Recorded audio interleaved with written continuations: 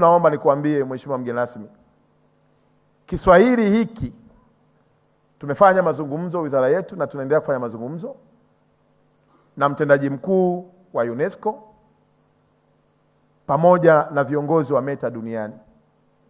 Vijana wa Tanzania wanaotengeneza content wakiposti kwa lugha ya Kiswahili, kwa kuwa Kiswahili bado hakijatambulika kwenye platform za mitandao ya kijamii, malipo yao ni madogo. Tunayo maudhui mazuri mengi, lakini hatutengenezi pesa kama wenzetu wanaoposti kwa lugha ya Kiingereza. Leo hii unamkuta mtu wa Tanzania ana follower zaidi ya milioni 2, milioni 3. Akiposti ile content yake, watu wanao view ni wengi, lakini hapati hela.